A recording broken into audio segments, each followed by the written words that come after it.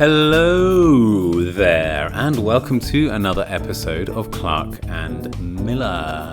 Well, the Clark and Miller English podcast. Welcome back, and if you're new, welcome. It's good to have you all here again. Today, it's a really exciting episode because, well, it's exciting for me because I seriously enjoyed recording it. Today I interview Christian from Canguro English. Now, you might have seen Christian on social media a bit recently, especially if you're involved in language teaching groups or pages or discussions or anything like that. Because Christian recently put out a video that has been shared a lot by the teachers community, and even better, it's generated a lot of discussion. He shared a video where he's basically calling out Lucy from English with Lucy, a very popular YouTube channel, and generated a lot of conversations about native speakerism in our industry, and it's a serious conversation we should be having, and it's great that Christian's done this video. I'm really happy he did that shortly after I interviewed him. It was great to chat to him, and it was even better to see this wonderful conversation open up. So I'm really happy to be presenting this interview with Christian. We don't talk about those topics. We don't talk about native speakerism or anything like that. In this conversation, we talk about methods, and we're looking at a history of language teaching methods and methodology and approaches and all that stuff. We had a great conversation. It was funny, enlightening, thought-provoking, and hopefully you can kind of walk away from this one with lots of practical skills. We talked about different approaches to studying, why the grammar translation method might not have existed, how methods are more a sort of reflection of their time, some obscure methods from the late 19th and early 20th century, superstitious pigeons, research-backed stuff versus magic bullet methods, basically truth versus superstition. The problem with testing, why we should burn the exams, the pros and cons of communicative language teaching, is Dogme a problem without a solution, how maybe methodology isn't as helpful as practical solutions, the value of routine in the classroom, and what we can learn from the ancient Greeks. We covered all of that stuff in quite a short amount of time. Needless to say, the conversation was very animated, and I liked it a lot, and I hope you do too. So without further ado, let's just get started. Here's a conversation with Christian.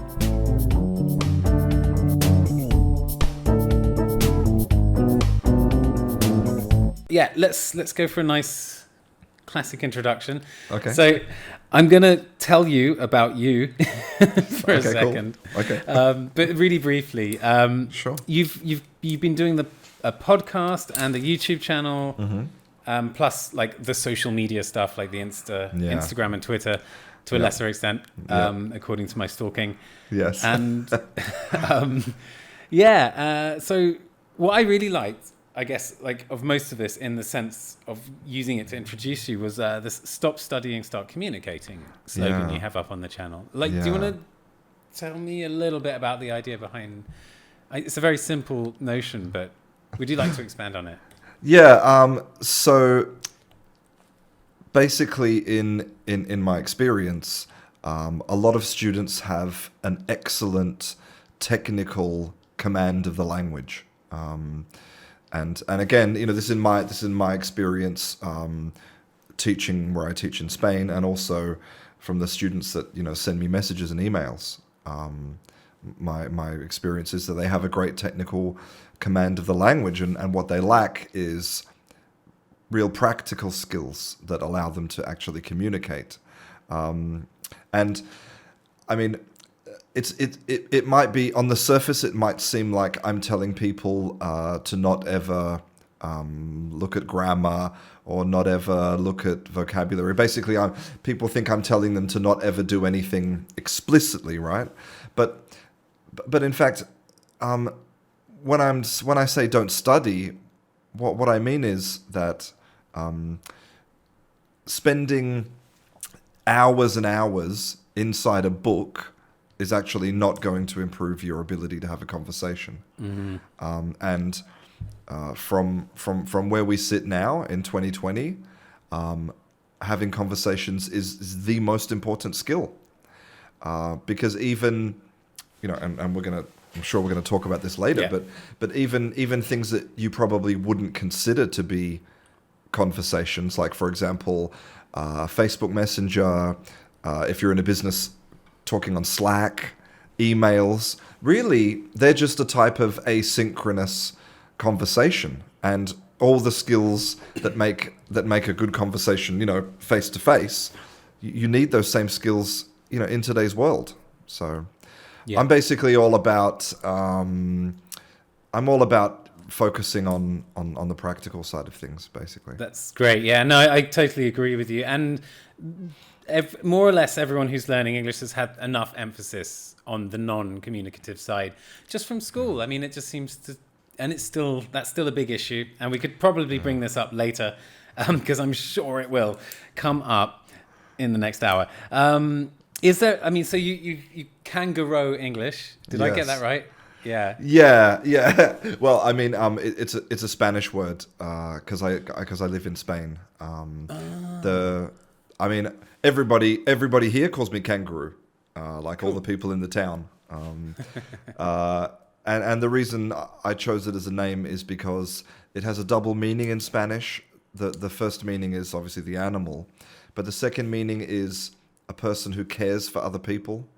And because it's a metaphor, the kangaroo puts the baby inside the pouch and they carry it around. So, yeah. Do you know what I thought it was? I think I mentioned that on our blog post. I thought it was phonetically designed to make you sound like an Aussie when you say it. Kangaroo. Yeah, it could be, but that would be total accident. I can't take credit for that. Okay, well, it's a happy coincidence. Yeah, exactly. Is there anything, do you want to sort of basically plug any pluggables before we start? No, I don't have anything to sell, yeah. No, great, okay. But I recommend the YouTube channel, Canguro English. Yeah. Yeah, I'm going to just do that. Okay, sure. Let me describe really quickly, what's behind this podcast. So we have blue episodes and red episodes of the podcast. The blue ones are directly for students. The audience is for students, although some teachers may be interested. They're more like lessons in a way.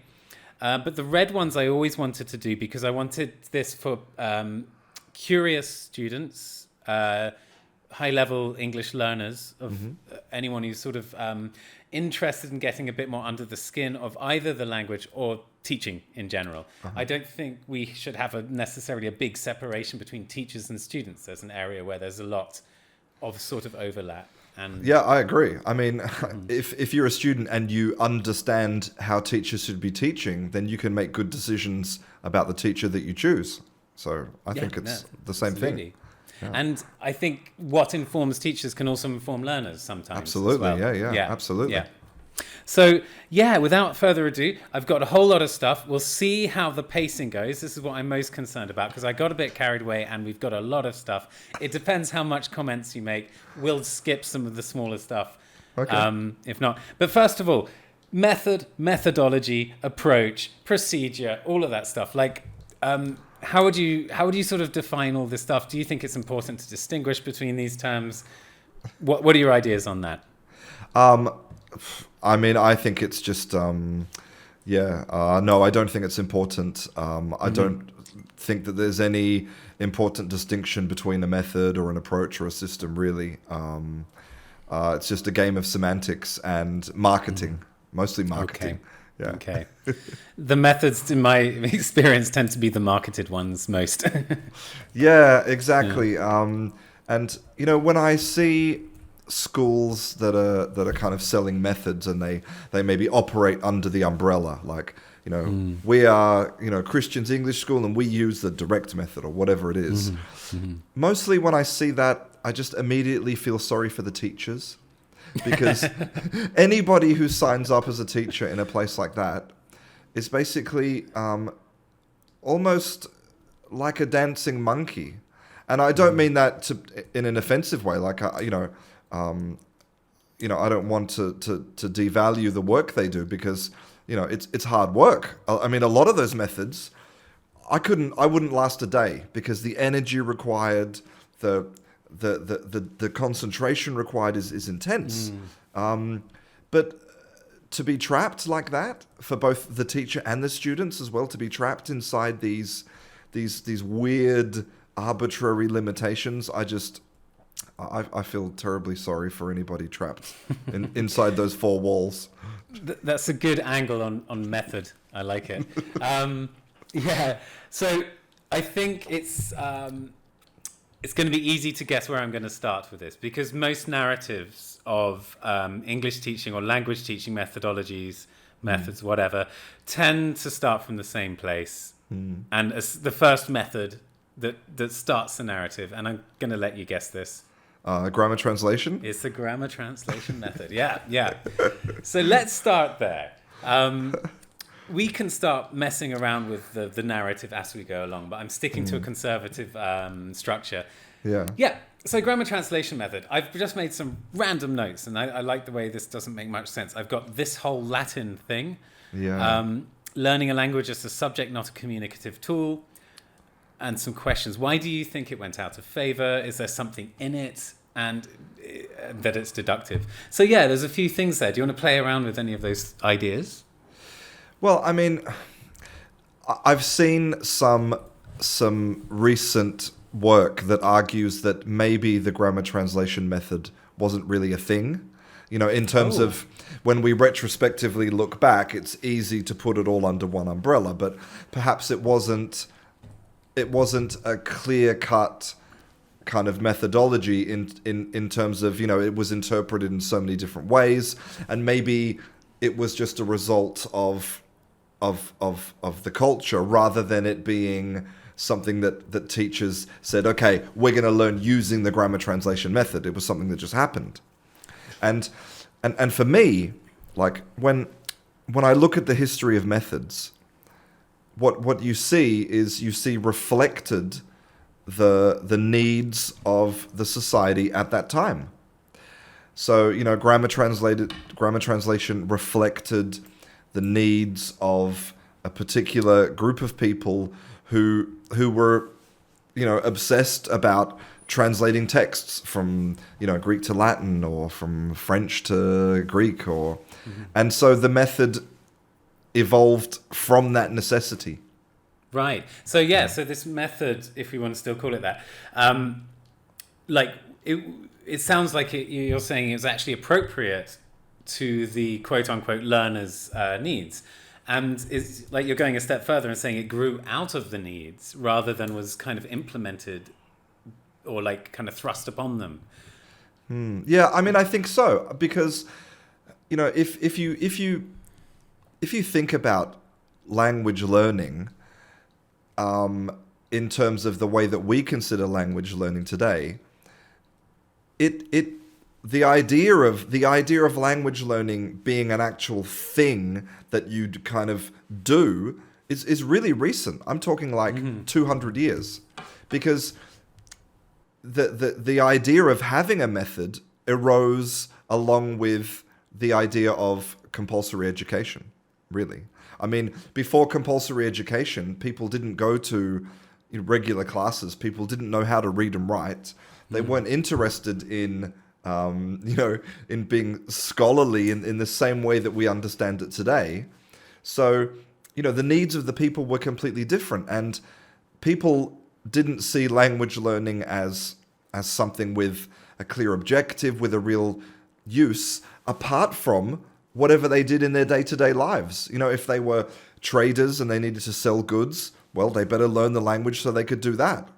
If they were kings or emperors and they needed to know the language so they could rule over all of the different people in their empire, they had practical needs. And so I think, if you went back, let's say 1,000 years, and you looked at how people learned languages, well, they just didn't. It wasn't a thing.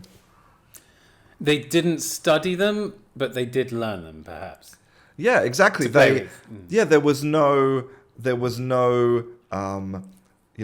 like language learning as anything else except an outward expression of necessity. So like just one of those things you would do in your job. Like like knowing how to count for the money and stuff. And it's like now in modern society, because a lot of people are sedentary, and because of the way that our culture is in 2020, people get up in the morning and they put their running shoes on, they go for a run, right? Mm-hmm. Now, the idea, if you go back 1,000 years, the idea of someone deliberately going for a run for no reason would be bizarre, right? Right. Yeah. That even, like, you see that in Back to the Future 3. Which, do you remember that scene? The doc's getting drunk because he's heartbroken, and he just starts blabbing about what the future's going to be like to everyone. And they're like, well, if everyone's going to have one of these vehicles, isn't anyone going to walk or run anymore?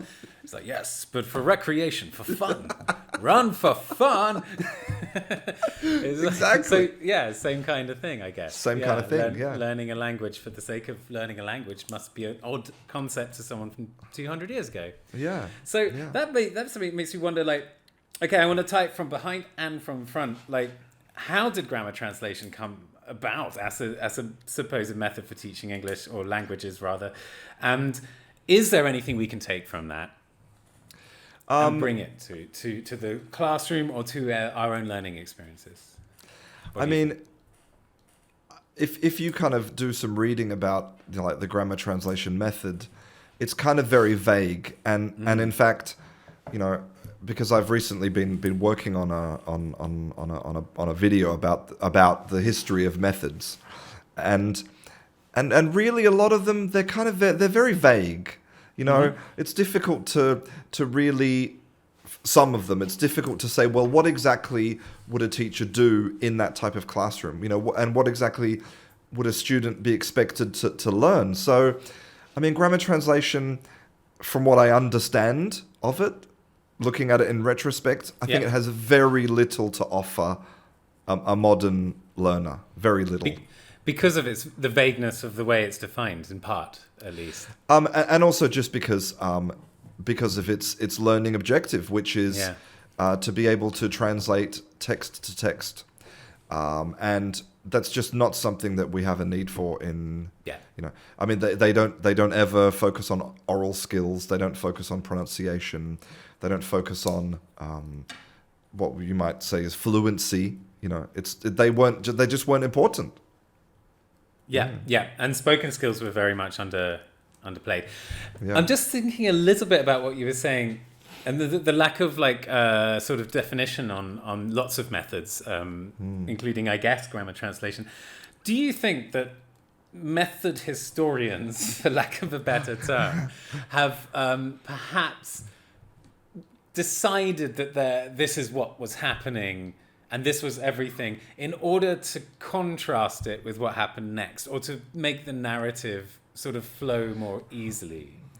Yeah, I mean, history is written by the victors, right? So I wonder if there's a sense of, well, for a start, if you look at a lot of the literature, it's very heavily focused in the European tradition. Like, I could find very little information about what language learning looked like in the Far East, for example. Of course. I think there's definitely big holes in our knowledge, and I suspect, as you say, a lot of kind of finessing the narrative to make it kind of neat and tidy, Yeah, definitely. Well, let's see how that works as we move on then. And I guess it's very Western-centric. And being a classic Westerner, I did not notice that. But I'm just looking through this. It's all pretty Western. So from the same era, this era, I've decided to the early 20th century methods. The pendulum moves back and forth. Following grammar translation, you got the direct method, which moved towards a sort of supposedly more communicative direction. then it sort of swung back to a grammar, sort of focusing with a structural approach, and then situational language teaching and the oral, called the oral method, kind of came in. I've got tons of notes on these, but considering, unless you think there's something very special in all of these, I'm thinking about getting over these a little quickly.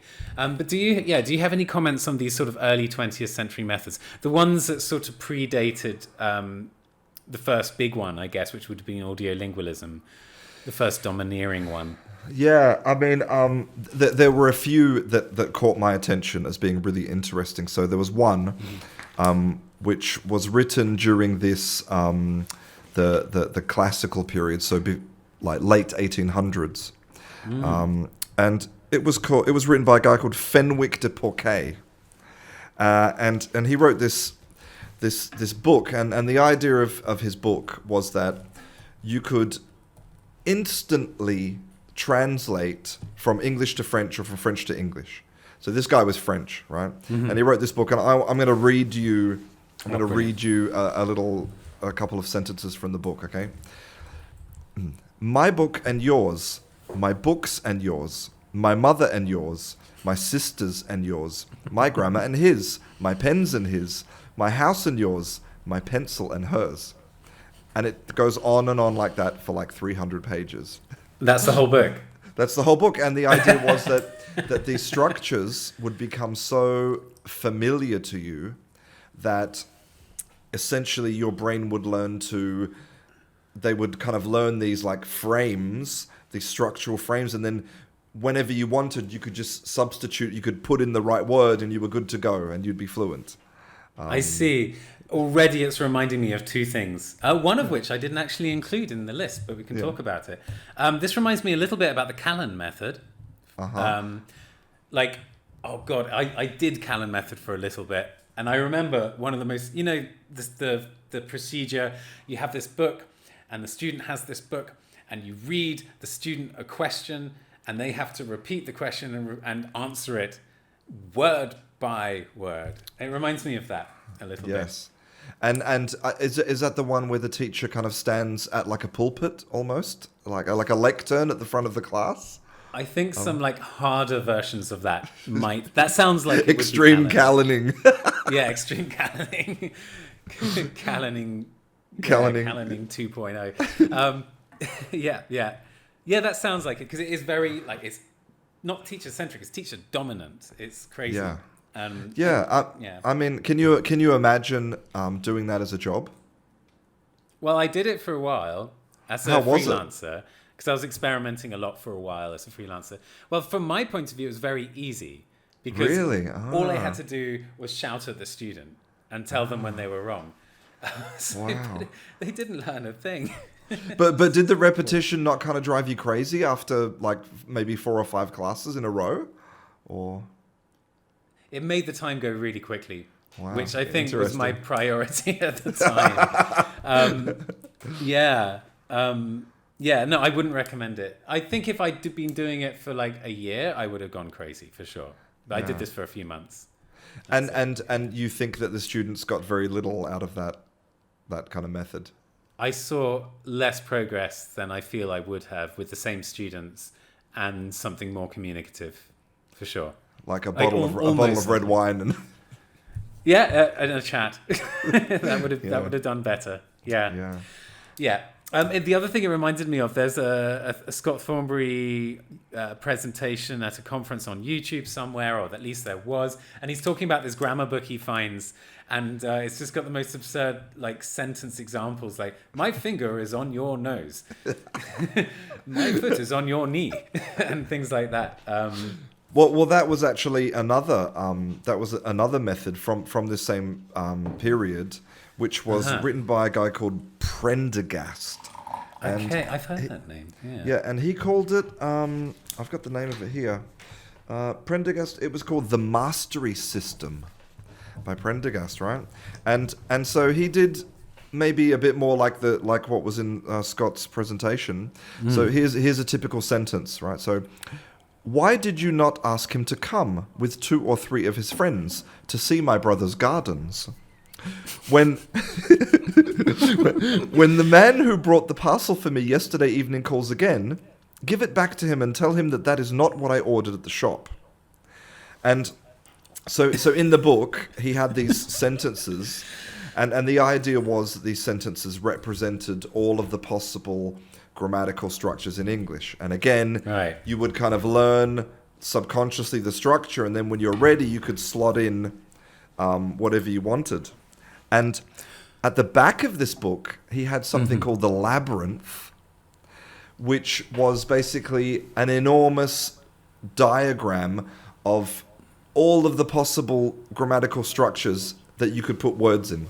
It was, I mean, I have to hand it to the guy. It was hard work creating. Yeah, I tried making one of those once. It's so hard. Yeah, cool. I can check it out. So that's Prendergast, the Labyrinth. Prendergast is a mastery system. Mastery system. Yeah, so these systems, they do sound awfully like they would fit into a definition of what was called the structural approach. Yeah, I mean, I think now we're starting to move towards some maybe not some actual, maybe not anything really kind of tactile, but we're starting to move towards some concepts that have some value, right? Like the idea of understanding that there are kind of structures. Like that's a good thing to understand. Well, yes, and that's what I was thinking. I was drawing parallels in my notes. Like you got the structural approach from like the 40s to 60s, which sounds awfully like the mastery system. I got to check that out, see how much it correlates. But and also like there are echoes of this in the lexical approach, I think. But the big difference, of course, being that the lexical approach focuses on meaning, whilst these early like structural approach procedures just focused on syntax and not much else. Yeah, exactly. And obviously the memory load was pretty massive, and again, obviously there's no evidence that repeating structures in this way will actually in any way help you to produce the correct structure when you need to. But I think the main thing is the enormous burden on the teacher and the student to just be confined in that way. I mean, it's just not it's just not tenable in the long term. Well, we know that now, don't we? We do. We do. Yeah. Yes.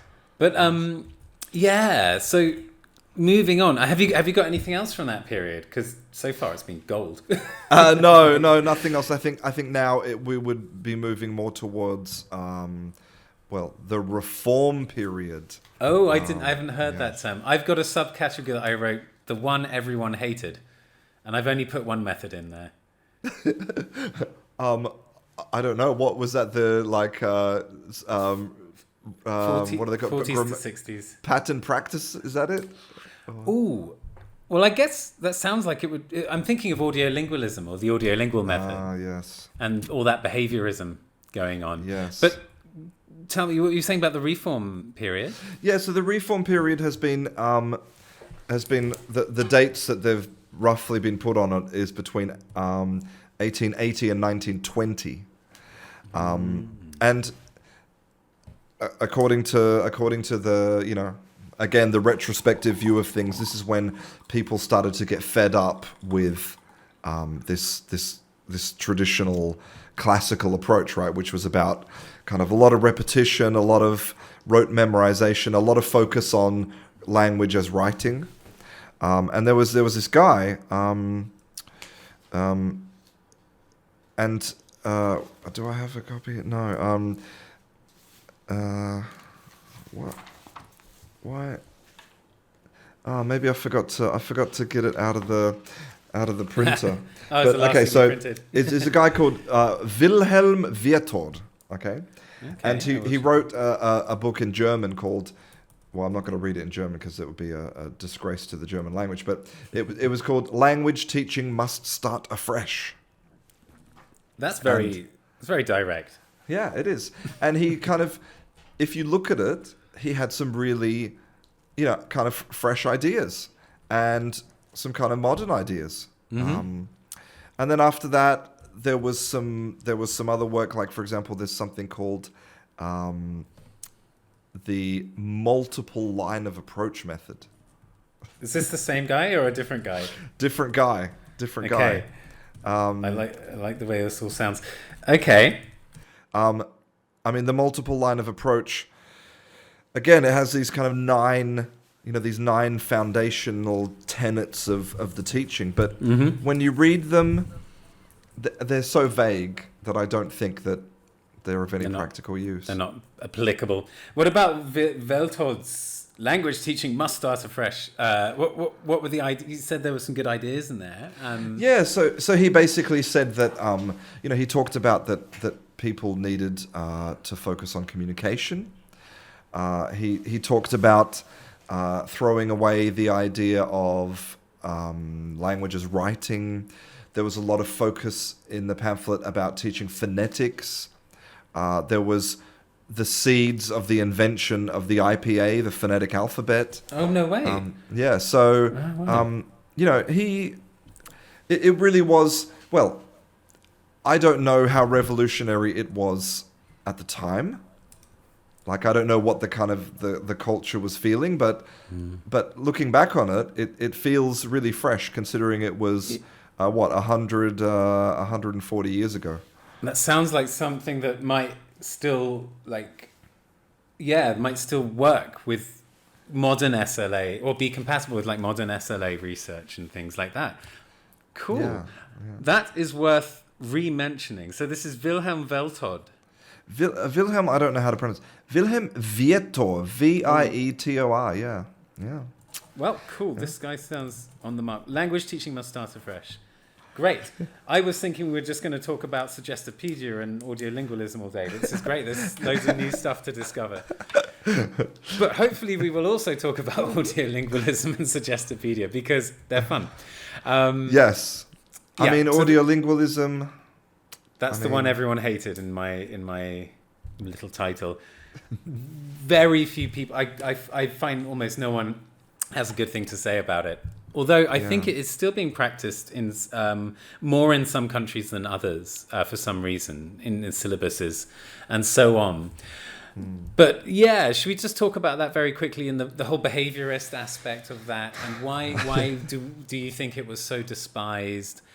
And I'm just going to quick look at my notes. Well, I mean, some of the creation of the audiolingual method was inspired by the work of B.F. Skinner, who was a really famous behavioral psychologist, and he was the one who did the experiments with the superstitious pigeons. I don't know if you've heard about this. Okay. So basically, what he did was he wanted to prove that superstitious beliefs, like belief in God or belief in breaking a mirror will, bring you 7 years bad luck. He wanted to prove that that they were created from nothing, basically. So what he did was he put pigeons inside these tiny wooden boxes, and at regular intervals, so like every 60 seconds, he would drop a piece of food into the box. But the pigeons, obviously, they had no concept of time, right? So they thought that it was something they were doing in their behavior that was causing the food to appear. So maybe at the moment when the food appeared, they were turning round, or they were pecking their chest, or they were flapping their wings. So over time, just based on the coincidence of when the food would arrive, they would start to develop these superstitious behaviors, right? So you'd have birds flapping their wings like they were going insane because they thought it would bring food. Or birds just spinning constantly in circles, thinking that it would bring them food. And that is what kind of that inspired the audiolingual method. Isn't Through that scary? Behaviorism. Yeah. So was that the beginning of behaviorism? Well, I mean, I don't think it was the beginning, but pigeons. I think he was he was an important figure in that movement. Right. But and I think it's funny. The idea. I think for me, the scary thing about the audiolingual method is that it's essentially treating humans as animals. Or machines even, I think. Yeah, maybe machines. Yeah. But I mean, it's dehumanizing, like Yeah. the whole thing about like rewarding positive behavior, punishing it's just now that we know how important the social aspect is in a modern classroom, the idea of dehumanizing people just seems, well, we just know how wrong it is. Yeah. And I think a lot of these methods and stuff, at least the ones that were sort of dominant, the ones that follow the main narrative, seem to be some sort of reflection of the time. Or I'm looking at them and I'm projecting the era onto the method. I don't know which way around that's working, but you have this sort of dusty, booky 19th century, like... Yes. I'm clearly romanticizing, but... and then you have this sort of mass society must organize all of society at once in a completely rigid, regimented way. 40s, 50s, 60s, up until the 60s at least. I don't know how much that's happening. Yeah, but I guess that would make sense. I think you nailed it. I think that's exactly right. And I think, like, for example, if you look at the way that Chomsky's research program, the way that changed the course of the study of linguistics, that was a reflection of the idea that we discovered computers, and so the brain can be like a computer. So, let's make that analogy and I think... And follow it right to the end of the road. Right to the bitter end. Yeah. I think all of the methods are a reflection of the times we live in. Yeah. So that makes my narrative much easier because kick back against the audiolingualism, this behaviorism, this treating people as machines, then you've got... I'm going to let you fill this in because I'm sure you're familiar with the main narrative. And then after audiolingualism, we move into the communicative approach, or am I skipping too far? I was gonna touch on the humanistic methods first. Okay. Not least because they are tremendous fun. Okay. Well, despite what's in there. Give me some examples. All right. Okay. So I've got a list of like my go-to 4, and I'm gonna make a confession here that I did actually train in one of these. Okay. Until I realized that it was 85 to 95% nonsense. So I've got TPR, the total physical response, 60s, 70s. The silent way, again, sort of 60s, 70s, being developed. Most of these got big in the 70s, I think. Community language learning, where it's using sort of a lot of Freudian ideas that came out of like counseling therapy and stuff, and Suggestopedia, which sort of came out of nowhere. it was just insane. Would you like to make any comments on that sort of era or any of those particular methods first? Yeah, I mean, I think they all have some element of value inside, right? Like, for example, TPR, the idea of involving the body, that is, we could say, embodied language, is a great idea. I mean, there's been lots of research, not specifically about TPR, but there's been research, for example, that shows that if you give children objects to play with that coincide with either a story you're telling them or what you're talking about, it helps them to learn the language. So, there's clear, and also, I mean, I have to say that I feel like a lot of these things are common sense, right? Obviously, it's going to be more compelling for a student to literally have an object that you're talking about than it is if I'm just sitting there with a piece of paper and telling you about it. I mean, I think again, I think maybe what we're seeing now is we're seeing the commodification, the beginning of the commodification of language teaching, right? And so when you start to sell a product, you need to have something to sell. So it has to be like unique, and it has to be different, and it has to be something that you can teach teachers so they can go out there and sell it to their students. But for me, like the worrying thing is saying that this is the only thing we're going to do, and that will give you fluency. This is the one thing we're going to do. The magic bullet. We found it. Everyone else is wrong. We got it. Yes. God, am I going to tell this story? I'm going to tell this story. Okay, I shouldn't, but I'm probably going to do it, and I'm going to leave it in, I bet. So what happened? I wrote an article for an online teaching magazine. No names in this story. And this guy sort of like leaves a reply talking about, because I think I was writing about error correction, and he leaves this reply which is sort of 40% gobbledygook, like, you know, pseudoscientific, like buzzword stuff. And I find that really strange because he's just commenting on an online English teachers magazine article. So I kind of respond to him. He was telling me how I'm doing a lot of things wrong, and then I kind of point to the research and ask him what he means and stuff. But he's sort of, you know, when you're sort of trying to debate online with a conspiracy theorist, it felt like that.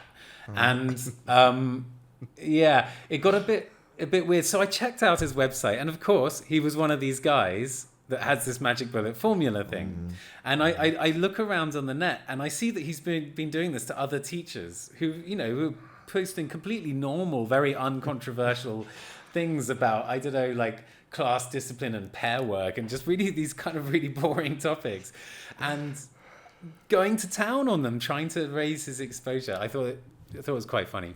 Yes, this happens a lot because if it's all true, obviously, then no one else would be doing anything else.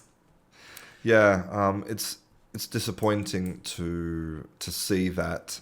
I think the main thing is disappointing to see that students have unfortunately no skepticism when it comes to choosing the way that they're going to spend their time and their money learning a language.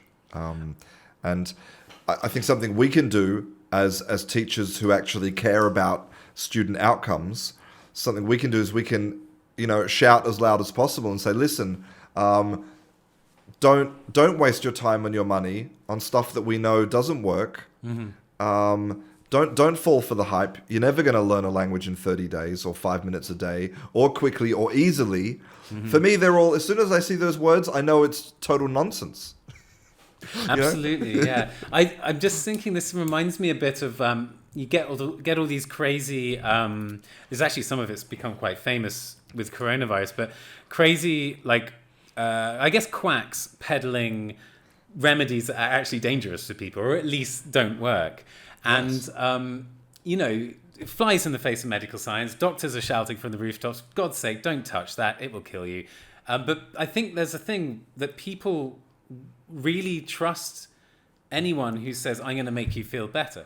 I'm going to fix this problem for you. It's just one of those things that's more compelling than sort of evidence-based stuff or research-backed stuff. Yeah, it is. And I think that trying to market the reality of language learning is really difficult, because what are you going to say? Come to class for the rest of your life. I think there's a lot of parallels between trying to market language learning and trying to market exercising, because that's why you have these products, like ab crunching machines. We can get perfect abs in 5 minutes a day with no diet. It's born out of the same need to disguise the truth, which is that if you want to have an amazing body, well, it's really hard work, actually. You can't eat sugar. You have to, run 5Ks a day and go to the gym, and it's hard work. Even then, it sometimes doesn't work. Yeah, it's true. And that's what, I totally agree. Learning a language is kind of that much hard work and that much lifestyle adjustment as well. Although I will say that and this is another example of how far sometimes we've fallen, right? So in 375 BC, so we're talking about 2,000 years ago, Plato published the Republic. Yeah. which was like a dialogue between him and some guy, and in it he says that exercise, when you're forced to do it, has a positive effect on the body.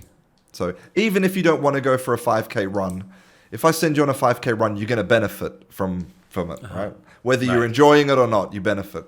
Yeah. But but education that is compelled upon students does not have any hold on the mind. And, he's right.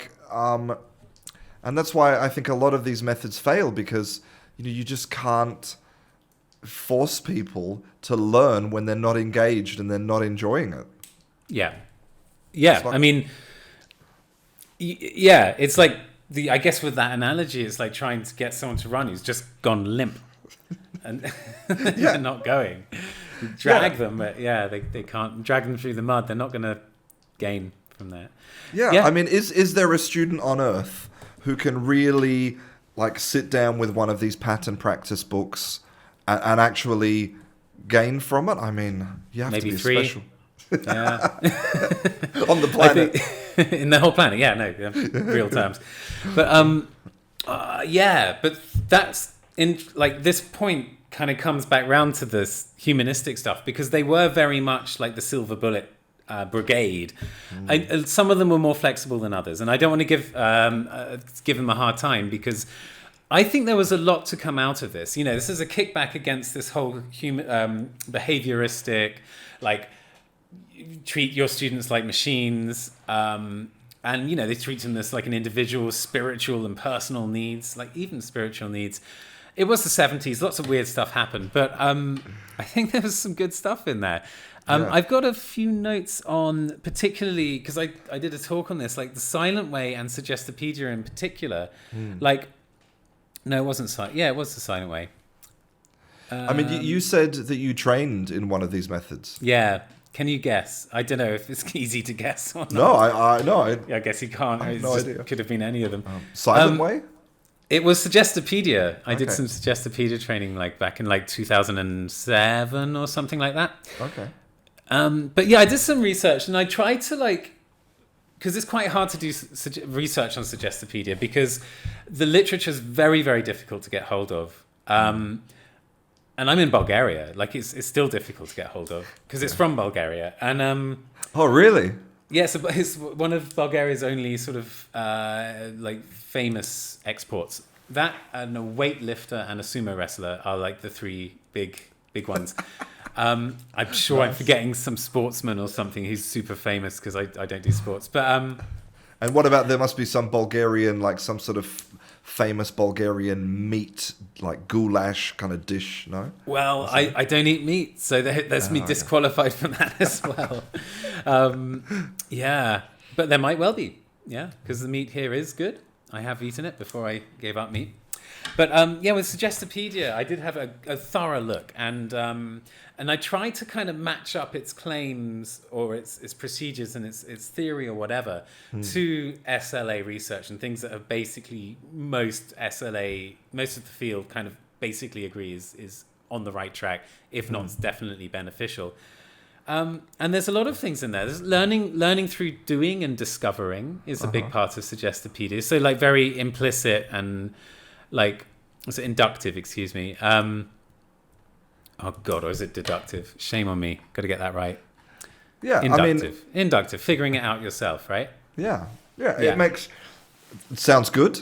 Tick. Yeah. Tick Nothing for that. Wrong with that. Yeah. A strong, very, very strong awareness of affective issues in the students, making sure the students are comfortable and their anxiety is as low as possible. Good. Big tick. Yeah. I have heard some people recently talking about how some stress can be good for students and that it can be a motivating factor. I've seen a few papers on that recently, but this whole and Krashen's affective filter thing as well, a lot of people still think lack of stress is Well, I mean, there is, I know there's some research about, there's the alertness threshold, right, where it's before full anxiety, but there's this kind of because it's like a curve, isn't it? It goes up. It's like, so it starts with zero anxiety, then it goes up to the peak where you're basically having a panic attack. And kind of somewhere on that curve is when you have just the right balance of like adrenaline and, you know, and your mind is, you know, is really alert and like focused. A peak part. Yeah. Okay, maybe, yeah. So that's, okay, so I guess an awareness of the affective issues, whether it's too much or too little, is a good thing. Yeah, I mean, I don't know how you would be able to keep students in that state for like 45 minutes or an hour. I have an image of teachers really messing with the students. No, you're not stressed enough. Come on. Oh, you're too stressed. Yeah. But I mean, obviously, if you had to choose, you would prefer your students to be relaxed rather than stressed. Yeah, for sure. And at least for your own sake, but also for theirs. Yeah. Yeah. And yeah, this was an interesting one, I thought, because you got this visible learning study by Hattie from quite a while ago now, I think. Still highly sort of respected study, and it was a big one. He discovered, I'm just saying this just for the listeners, just in case no one has read this yet, but like basically a big study on what makes impactful learning, what affects what creates effective learning and what factors. And he kind of tore down like all these different tiny micro elements to teaching, from class sizes to methods to relationships with the teacher and so on. It seems that relationship with the teacher is basically the most influential factor for this. And that works with Suggestopedia too, because the teacher as an authority figure and a trusted figure is very important in Suggestopedia. So that matches with Hattie's study. Yeah, I mean, it absolutely makes sense. And also, I mean, Zoltan Dogme, yeah, he's all of his work is about motivation, and he created the 10 Commandments of the language classroom, and one or two of those, again, they talk about relationships with the teachers. So, you know, I think there's general agreement that you need to have a supportive classroom environment where the students feel safe and they can make all the mistakes they need to make, and no one's going to laugh at them. Or if they do laugh, then we're all laughing together rather than laughing at, someone. Yeah. Laughing with, not at. Always. Exactly. Yeah. So those are my thoughts and your thoughts on the humanistic methods. Have you got any more ideas about that sort of era? Because it was a kind of crazy time, I guess. Yeah, well, I'm wondering actually when we started to move towards maybe some of the more publicly known methods like Berlitz. I think that was actually I went to the Berlitz website today, and I just want to read you what's on the front page of their website. You tell me what you think, right? All right. Okay. With the Berlitz method, all communication during class takes place in the target language. Instructors are native speakers and use a conversational approach based on listening and speaking. I mean, is there anything in there that stands out to you? Yeah, for sure. Okay, so we got like two things that I find questionable. This obsession with the L1 only in the classroom. Yeah. And one I find absolutely unacceptable is this necessity for native speakers or so-called native speakers, which is still incredibly prevalent, dismayingly today. Those are the two things that jumped out. The third point, fine, conversation, questions and answers. That's pretty good. You're going to get far with that. You can do that. You can only do that and teach someone to a very good communicative level. But the other two things I found. I think because it says here that the Berlitz method was developed in 1878. I mean, it didn't become popular until much later than that, right? But it's kind of, and I know we're not talking about present day methods yet, but you know, the idea that these methods and this ideology is still happening in classrooms now. It's very upsetting. Yeah. Yeah. I mean, I can't agree more. I mean, that's one school. I mean, it's quite big, and they have a lot of branches all over the world. But let's take that thought to like reflect a bit on like, what is the landscape like out there for people who want to like learn English, and what are their options? I mean, is there a lot of that, this sort of native speakerism and this sort of what was the other main issue? You have to only use L1 in the classroom, and this very sort of rigid, frankly unfair, and not very well supported by SLA research. Sorry, I keep saying SLA research, just everyone knows second language acquisition, the study of how we learn our second languages. But yeah, what do you think? What do you think? Well, you run a school, so you probably have a good insight on this. Yeah, I mean, when I was having my interview with David Crystal ages ago, who was very kind enough to say yes to an interview with me, because clearly he's a legend. I was actually complaining about the state of modern language teaching, and he said, Christian, what you need to remember is that English as a global language is actually a really new phenomenon. Like the idea that we have this one language that a huge quantity of people in the world can speak. That's a new thing, I mean, that hasn't really happened in the history of the world ever. I mean, there's been empires, but historically they didn't have a language in common. They would be one territory, but not one language. This is a new thing. And so I think that the industry is still trying to adapt to this modern landscape. But I think what I think is the problem, the main problem now, is the fact that we have too much standardized testing, and I think a lot of the issues stem from that. The ideology that we should be teaching people stuff, and then we should be testing them on what they know. And obviously, it's good to test people, right? We need to know what they know. Governments need to know if their kids are learning. Teachers need to know if they're being successful in the classroom. Parents want to know if they're right. The problem is that language is an incredibly difficult thing to test, because how do you judge success at language learning, really? Yeah. Like, would you prefer to have a conversation with somebody who forms perfectly grammatically correct sentences, but can only produce them extremely slowly and can only talk about a very small amount of things, right? Would you prefer to talk to that person, or would you prefer to talk to somebody who produces this continuous stream of language, makes lots of mistakes, but is kind of fun and exciting? Yeah. And then we have everything in between. Yeah. Who's successful? Yeah.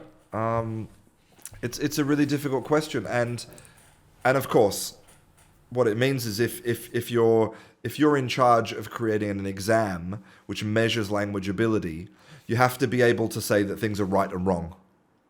And really, in language, there's very few things that are right or wrong.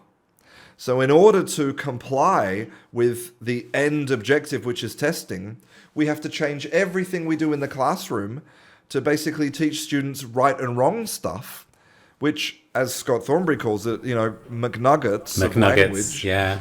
And that's how we got into this god-awful mess. So the sooner we burn the exams, the better off we'll all be, really. Okay, so people can, if they need to know how successful a language learner is, they just need to go and speak to them and find out for themselves, basically, right? Exactly. And cool. I mean, it's so complicated to judge success. I mean, of course, because at the end of the day, language is a very human thing, and we can't pretend that language prejudice isn't a thing.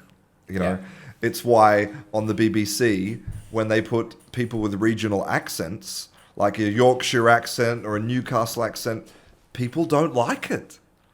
You know? Well, it depends what they're doing on the BBC. They're happy with like them being in certain roles, and it's like call centers. Have you called a call center in the UK recently in the last? I haven't because of where I live, but I can't imagine what it's like there now. Well, I think the market research has presumably decided that people from like up in northwest Yorkshire and further up, like Newcastle and so on, are trusted more. So they should be answering the phones for certain types of companies. Wow. And yeah, it's whenever I call my bank, it's great. I'm talking to a Geordie. It's great. I like it. But do they call you Pet?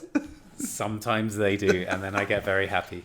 But yeah, it's interesting. But that's a whole other area, which is a black hole, and we could get sucked into.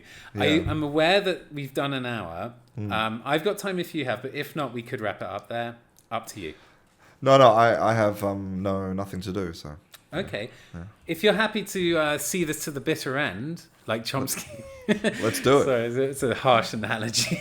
But yeah, let's do it. Okay, because we got to the interesting bit in a way, because we are approaching, according to my narrative at least, the post-method era, and basically where we are now.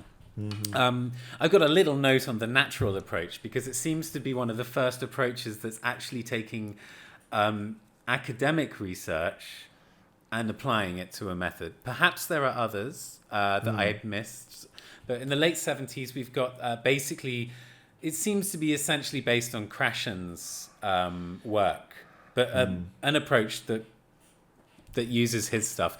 But of course, around that time, communicative language teaching really took off, basically in the 80s. Yeah.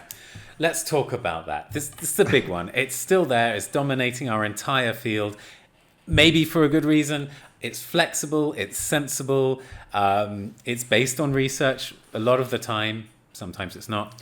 But it seems to be the one that's killed off absolutely everything else. There's been no bold methods really since then, with a couple of notable exceptions. What do you think? So yeah, that's my overview of it. What do you feel when you hear CLT? Yeah, no, I think you're right, and I think maybe there's a difference between what we would like to see happening and what is actually happening in classrooms. I mean, I've seen in the last maybe 5 years a real focus on task-based language teaching. And when I first saw it, I thought, what is it? Like, what is this? I mean, it's part of this, it's underneath the communicative umbrella, right? Doing tasks. And, started reading about it. And then I kind of immediately realized, well, basically it's just role-playing activities. But people who are into task-based language teaching find that comparison highly offensive. It's not role-play. God damn it, it's task-based language teaching, but really it's just role play. Right. It's scaffolded role play, to be fair. It's structured role play. Yeah, sure. Yeah. Absolutely. I'm not a big defender of it. I like it. I know it's there. Yeah, sure. It's like it's really like good quality role play, shall we say? Right? Yeah.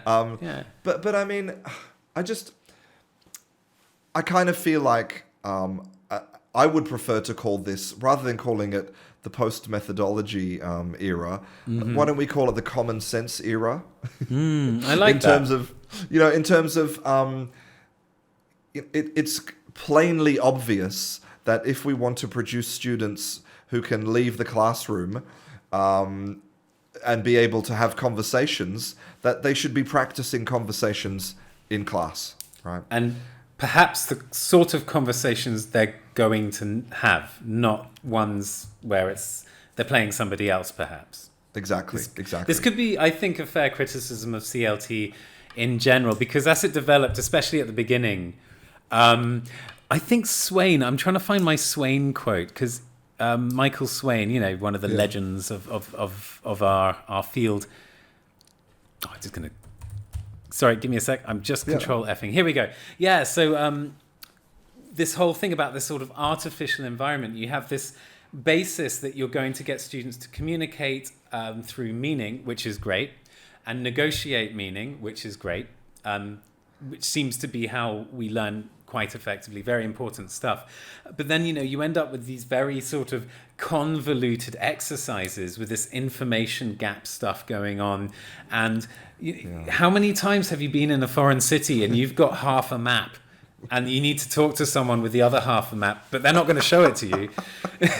So you have to negotiate meaning. That's just not a realistic thing. And Michael Swain, he came up with this this one line that just summed up CLT to him. You are George. Ask Mary what she does at Radio Rhubarb. And it's just it got so convoluted. It got so ridiculous. So this is a fair criticism of CLT, I think. But yeah, I totally agree. And that's kind of the sad thing is that you can have teachers doing really great kind of activities that are interactive and involve speaking, but what's missing maybe is the actual utility. Like what's missing is the question of, am I teaching them something that's actually useful? And that's an important question. I think it comes back again to Scott Thornberry's Grammar McNuggets thing, because all of these things, they're very they're task-based, they're purpose-built and purpose-oriented exercises, but that's not how you actually negotiate meaning in the real world. It's giving you pieces of language for it.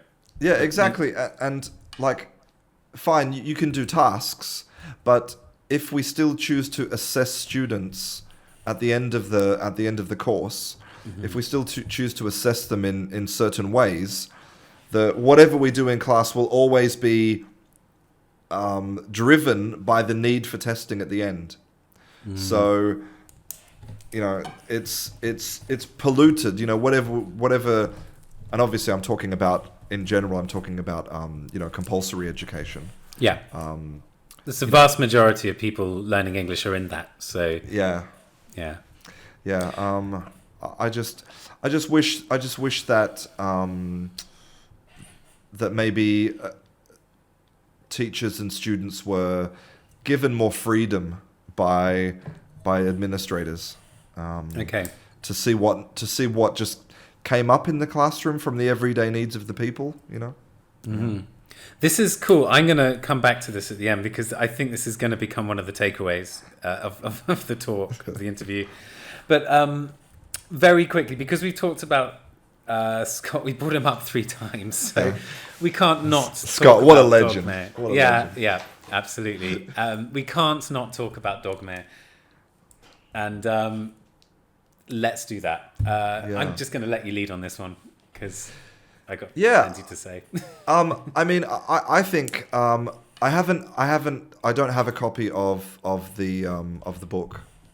Teaching Unplugged. Yes, exactly. I don't have a copy of that. But when I read the Dogme, the principles of Dogme, I mean they're all a big yes.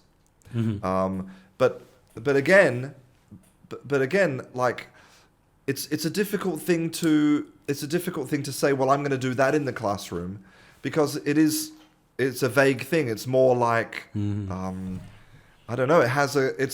It's more like the kind of the 7 truths of Buddhism. It's more of a, what can we say? It's more of a it's more of a mentality than an actual something that you can actually apply in a rigid way. But maybe that's good.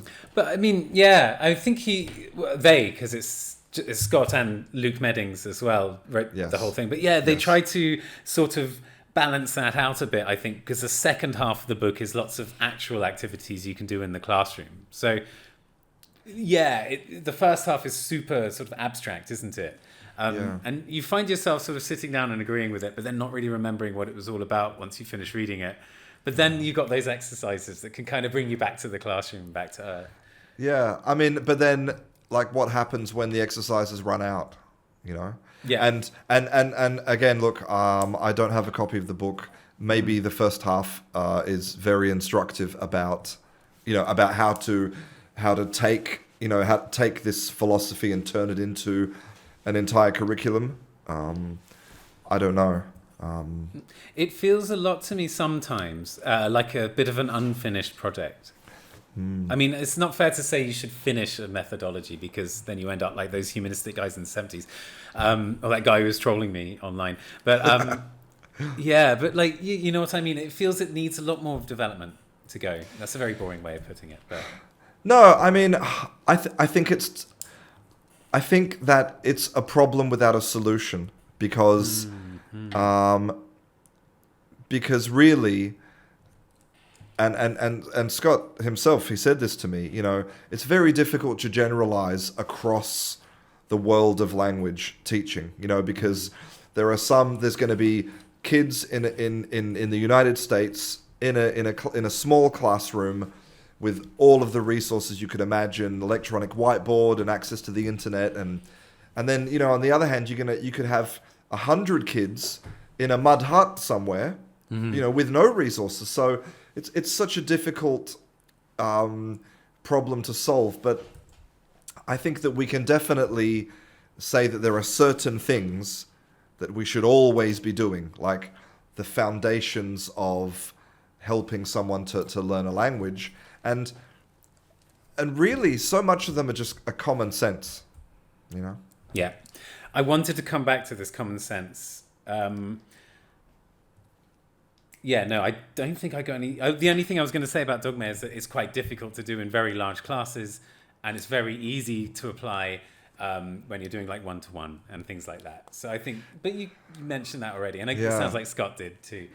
Yeah, I mean, there was okay, so I was on the internet one day and I saw a headline on BBC News, and it said, "This school in England," I can't remember where it was. The school in England has got 90 students in one class. And I was like, oh my God, how is this possible?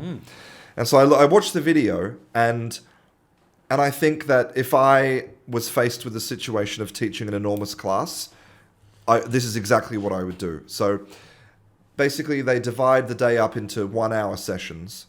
And for the first 15 minutes, you have a teacher at like a podium, and he speaks to all of the kids at once with a whiteboard.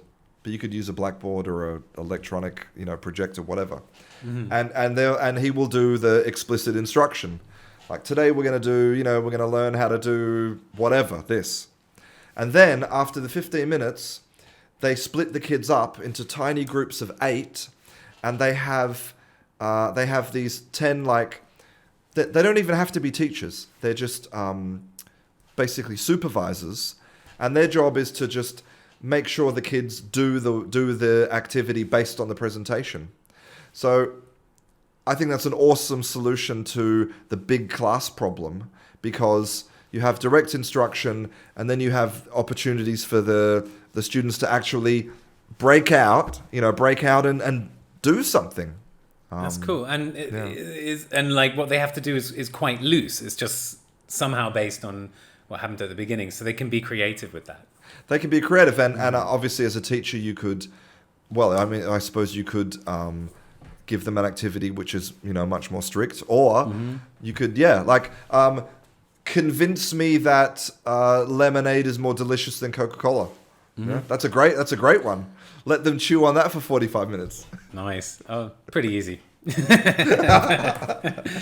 I love lemonade. But yeah, no, that's good. That's a really sensible way of dealing with it. And maybe that's what teachers need now. Like, not more methods created by one guy in his study, but like simple, practical, like everyday lesson, like procedures that are just going to make their lives easier and make essentially more effective learning can take place with it. Yes. Yeah. Definitely. I mean, I tell people often that when it comes to teaching children, and I mean all the way up until, let's say, 15 years old, right? A majority of your time and effort is just in actually getting them to pay attention and getting them to to really focus on what you're doing. It's most of the work is classroom management stuff, and all of the technicalities really are a very distant second. You put an inexperienced teacher, like a recent graduate teacher, in a room with 20 primary school children. Their biggest problem is not knowing all of the details of English grammar. Their biggest problem is figuring out, how am I going to get these 20 kids to sit down and just listen to me? That's for a minute. Yeah. Yeah. And so you're right. I think you're absolutely right. I think a lot of help could come, maybe not from the specifics of any methodology, more like, what do I do every day? Yeah. So, I mean, I'm glad we got to this stage of the talk or the conversation without mentioning it. But I mean, there is Richards and Rogers, the writers, the go-to writers of method and methodology, who basically sort of the main guys who've got this sort of strong narrative going on that we very, very loosely follow today. And they distinguish between like procedure, approach, and method. And like, I'm sure you know this, I'm just sort of saying this just to recap and to give food for thought. But so you got method, which is this silver bullet, one size fits all thing that is not very flexible and has got all its sort of ideas together that are sort of strong enough to basically not be questioned.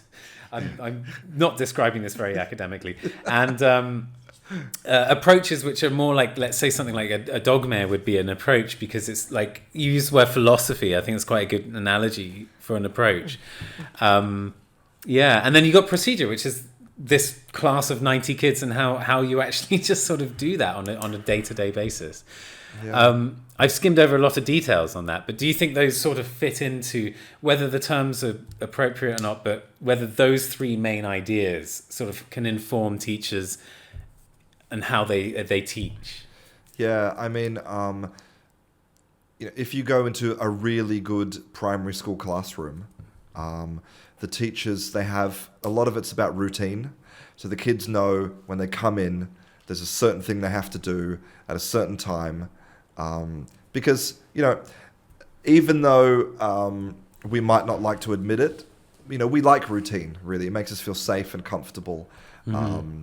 And being able to, especially if you're a full-time teacher in an institutional setting, being able to divide up your own day into chunks, where you can, where the students understand that the certain thing happens at a certain time, and it means that the students know when they have to pay attention, when they have a moment to just mess around, when is their kind of creative free time. And I think that becomes liberating. Mm-hmm. So, I think those... I mean, I'm trying to answer your question, I suppose, by saying that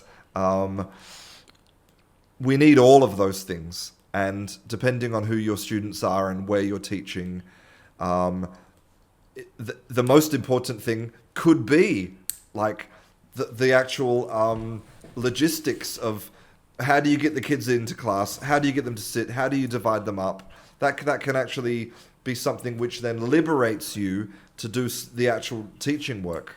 Mm-hmm. I mean, I've never worked in an institutional setting. I know a lot of teachers who do, and I just admire the work that they do every day, because it's a really tough job. Yeah, I find it unenviable and very, very commendable. It's tough. Yeah. I tend to mostly meet these people when I just go to a conference, but it's it's tough. It is tough. Yeah, cool. So wrap up about three little things, small things. Is there any sort of thing I've missed from this sort of?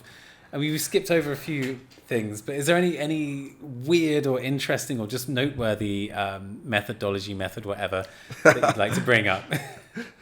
Well, I think ironically, maybe the the method that well, let's not say method, let's say approach, because it fits more. It's more like a philosophy or a mentality. I think some of the approaches that we need now, we need to go back beyond these methods, before there were methods. We need to go back pre-method and just look at the way that, for example, the ancient Greeks used to consider the role of education. That, it was about play, it was about curiosity, it was about discovery, and we need a lot more of that view of education, now, instead of the view of education as a means to an end. Fantastic. Yeah, I that sounds absolutely awesome. Because people talk a lot about post-method and pre-method. Yeah, there are probably many more gems to find there. And post-method is always going to be informed by method and by this sort of restrictive, I suppose, regimented sort of thing that we've done to ourselves. I guess it's a sort of Victorian influence, Industrial Revolution sort of influence thing that we still see the dregs of. And that brings me to the testing thing. You bring it up a lot, and I understand why. And I guess I just had a thought while we were talking, and this kept coming up, that perhaps as a teacher or as a learner, you might, and please tell me if you think this is a good idea, because I only just sort of came up with it in the last few minutes. You should sort of divide your teaching or your learning into stuff that you need for the test and stuff that's actual learning, because it might be too detrimental to kind of put them in the same basket, because you might mistake one for the other, and that could be bad. What do you think about that? That was sort of just I mean, a lot of students who are not in the educational system, they do exams as a kind of form of motivation. Like they feel like, well, if I'm going to go, for example, I'm going to go do IELTS, and I'm going to pay €300 to do the exam, then I'm going to, it's going to force me to go to class, and I'm going to really study hard. But to me, fine, you might be compelled to go to class, and you might, buy the IELTS book, but again, you're trapped in this cycle of learning stuff that's just not important to you, that's not relevant to you. And if you can avoid exams at all, I think it's just better. Measure your success by the success of your communications. Can you do it? Can you do the things that you want to do? Make a list of the things you want to do. Can you do them? If you can't do them, well, work towards, being able to do them. And I mean, it's more difficult, obviously, if you're a teacher. A lot of teachers, 45, right? 45 minutes goes by very quickly. Yeah. And the idea that you can somehow maybe divide a 45-minute session into let's do stuff that's actually relevant outside the classroom, and then let's quickly squeeze in some exam stuff. I mean, isn't it so sad that that's the kind of choice, right? Yeah, it's not fair, is it? It's actually literally unfair.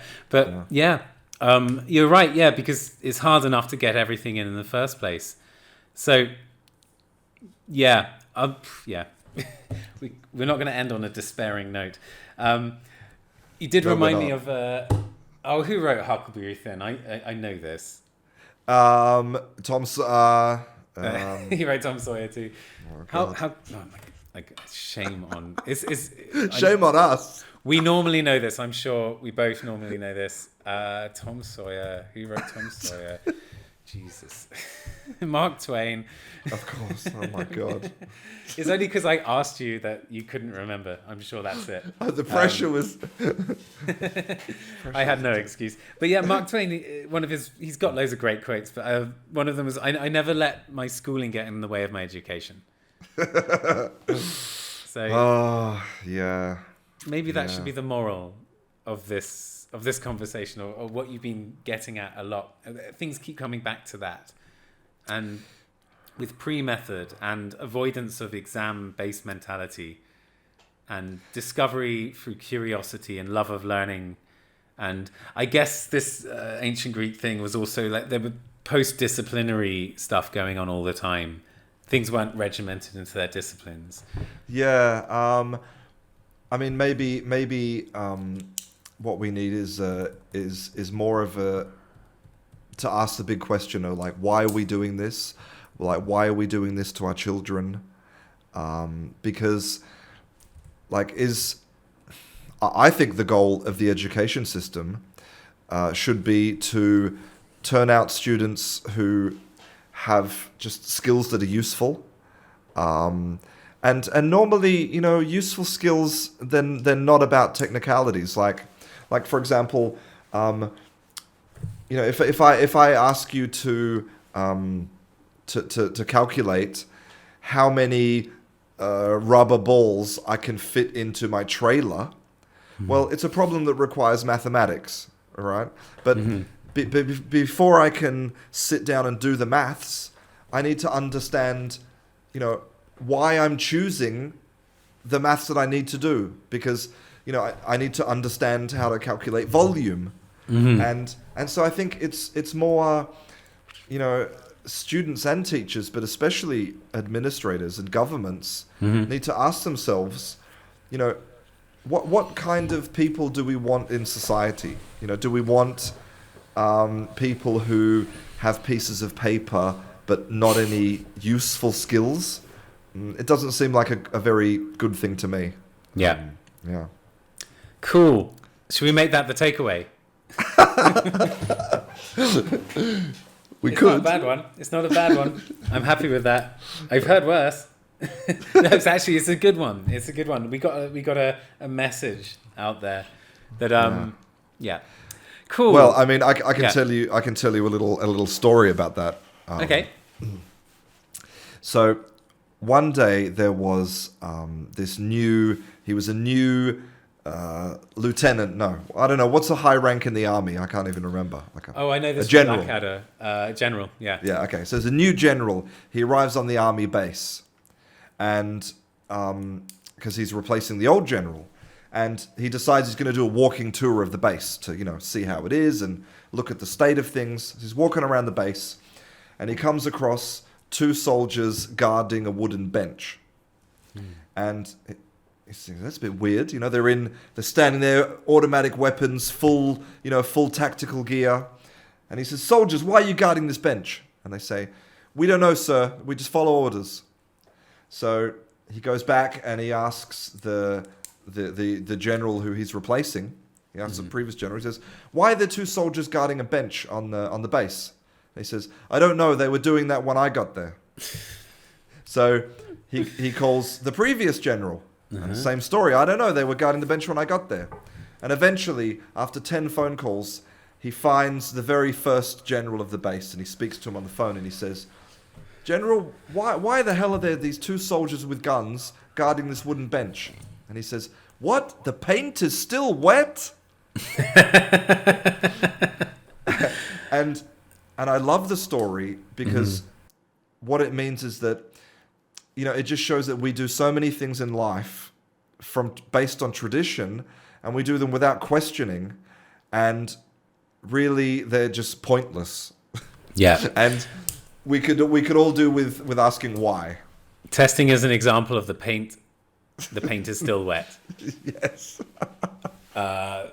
All the sort of constrictive elements of methodologies over the past 200 years, the paint is still wet. Exactly. The title of this podcast episode is now "The Paint is Still Wet."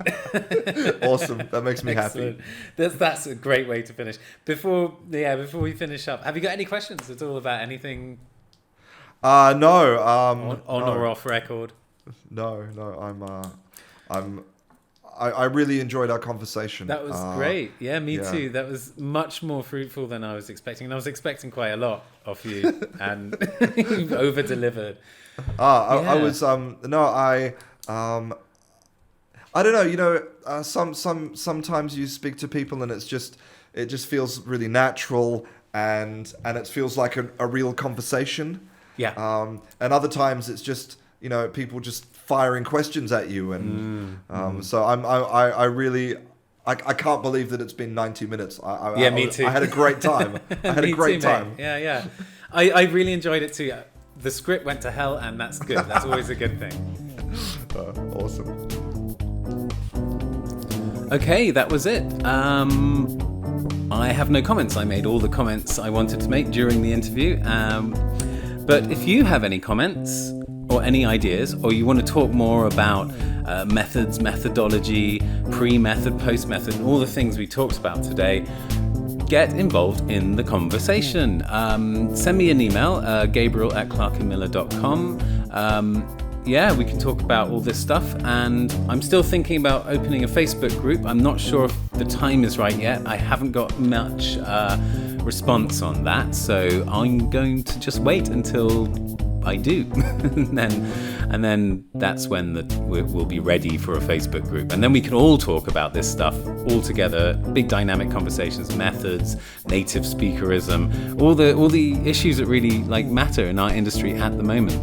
Anyway, that's it. Go to clarkandmiller.com. Loads of more stuff there for you. Drop me a line, gabriel@clarkandmiller.com. And before, during, or after all of that, just enjoy the rest of your day. So thanks a lot. I will see you